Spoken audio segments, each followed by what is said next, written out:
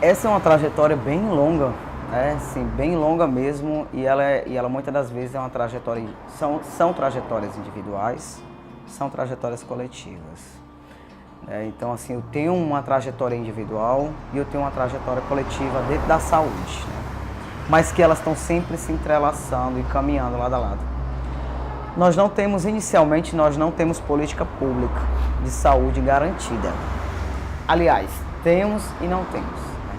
A gente tem uma resolução, que é a 2803, que rege o processo transexualizador no SUS, que ela já foi aprovada desde 2008. Assim, ela entra em ação, mas que já passou também por algumas modificações e possivelmente vai passar por uma terceira modificação agora, porque teve uma reunião há mais ou menos alguns meses atrás em Brasília para discutir o processo transexualizador do SUS no Brasil e a resolução 2103, que vai passar por mais uma reforma. Então, ou seja, nós temos uma resolução que rege e que ampara nesse sentido. Porém, o Estado do Ceará ainda não executa o dispositivo em si.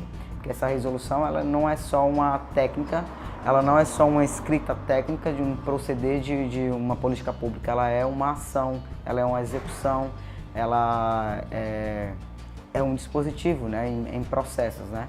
Então, o Estado do Ceará ainda não temos esse dispositivo, né, em funcionamento. Então, automaticamente, as pessoas que fazem uso dos processos transexualizadores, elas estão fazendo uso, 90% delas faz uso por conta própria, né? E isso é um risco imenso para a saúde dessas pessoas, porque são produtos que são vendidos pelo comércio ilegal. Automaticamente esses produtos podem estar adulterados, falsificados, vencidos, e isso pode ocasionar sérios problemas para a saúde dessas pessoas, né? Fora outros processos, né, que as pessoas trans também realizam e idealizam dentro do mercado ilegal, que são outros riscos ocasionados.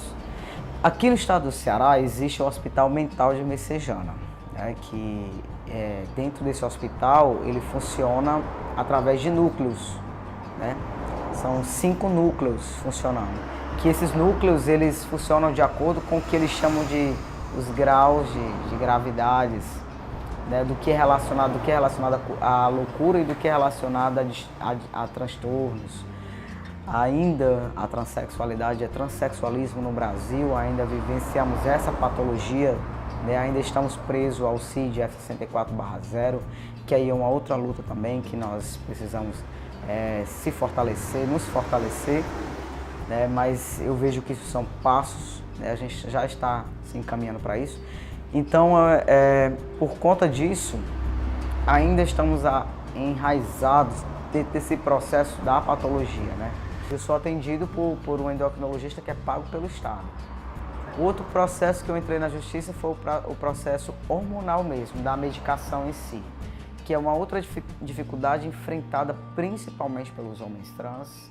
As mulheres trans também sofrem muito esse processo, porém bem menos, porque os hormônios femininos, eles são mais acessíveis.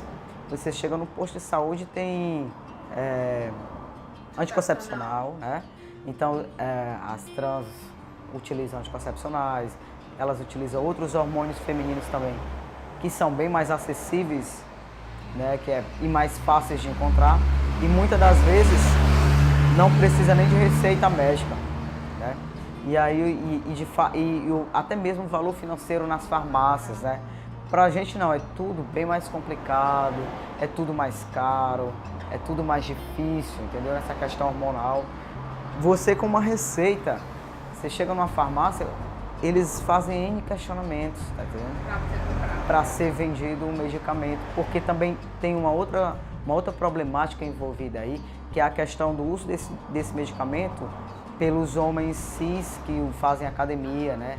E aí eles acabam fazendo esse processo de uma outra forma, eles não fazem como nós fazemos, que é o processo transexualizador, eles utilizam de outra forma, mas é o mesmo medicamento. Então isso acaba embarreirando também a gente chegar numa farmácia e comprar esse medicamento, porque é totalmente preso, totalmente controlado, né? Então aí você tem que vir com a declaração, além da receita médica, tem que vir com a declaração do médico, informando o seu CID, informando que você é paciente há tanto tempo, não sei o quê, para poder ver uma possibilidade de comprar esse medicamento.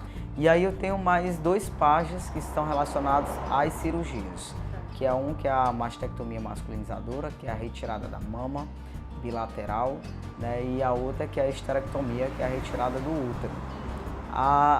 Que é a cirurgia de mastectomia, o que acontece? Também não foi realizada, agora recente foi realizada uma cirurgia, mas ela ainda não está, assim, a gente não sabe muito sobre essa cirurgia.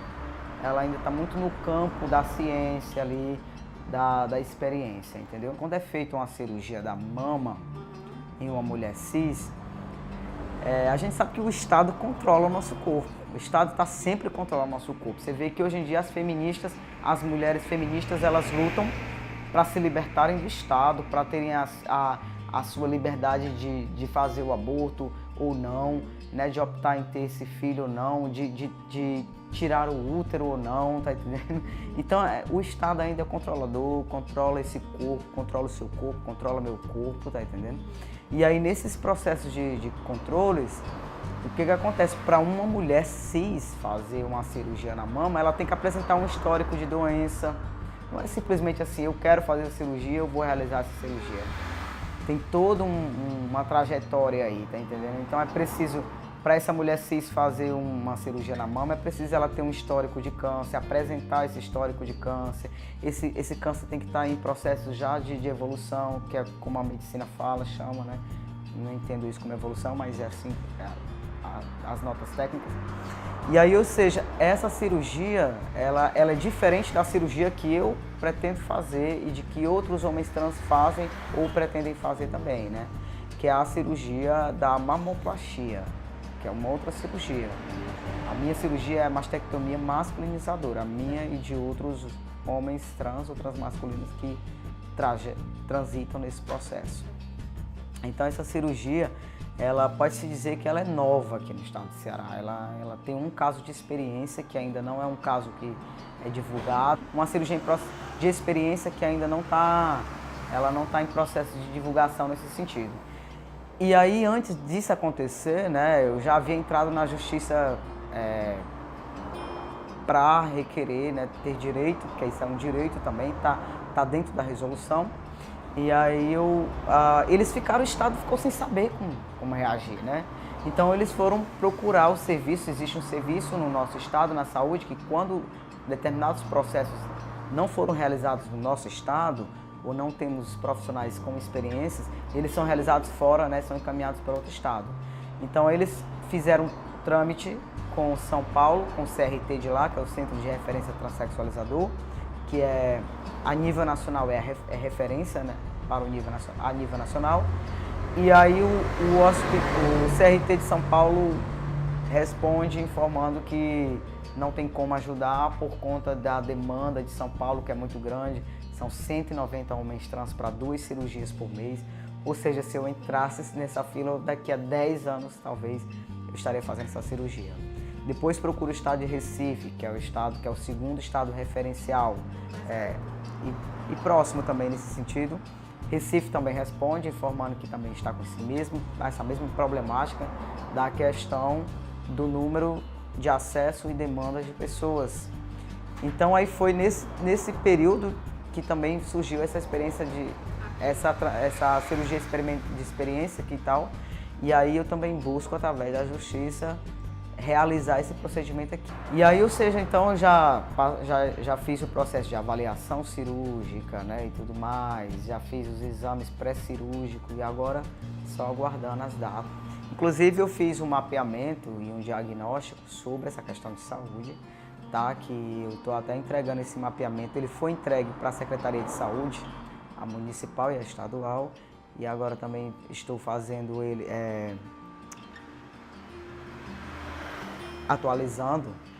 estou atualizando esse diagnóstico para entregar ele novamente com uma outra demanda apresentada, que é a demanda do acesso dos dispositivos e as demandas individuais. São várias perguntas, é feito nesse diagnóstico, né? É realizado pergunta da mais simples, que é quanto tempo se você se hormoniza ou não, há quanto tempo, por conta própria, é acompanhado, por quem são os profissionais que te acompanham, existe o seu nome social já está respeitado nas UBS, nos hospitais, nas UPA. São essas perguntas desse tipo, né? Você já fez alguma cirurgia?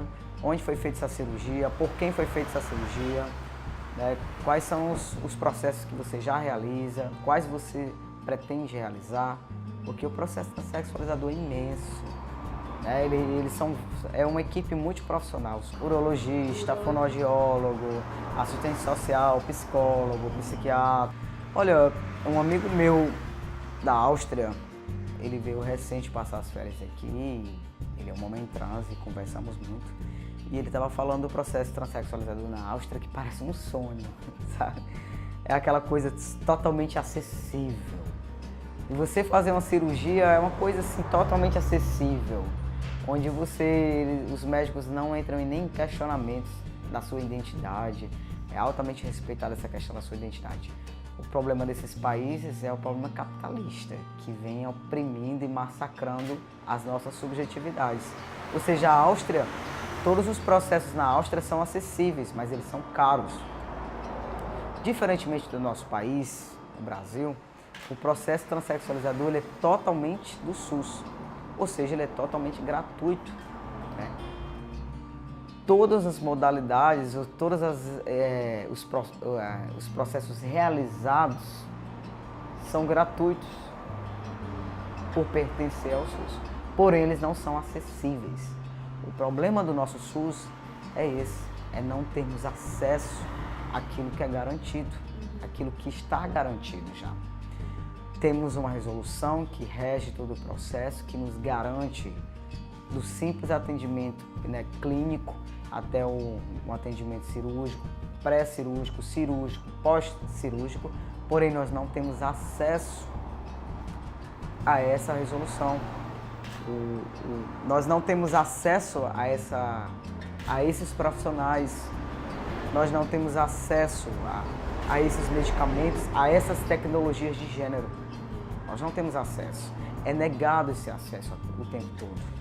Então a maior dificuldade do Brasil, e eu digo isso não só falando do processo transexualizador, a gente sabe que é da saúde brasileira mesmo, né? Que nós temos essa carência, ela está em todo o âmbito dentro da saúde brasileira, é o acesso a essa saúde, o acesso aos profissionais em si.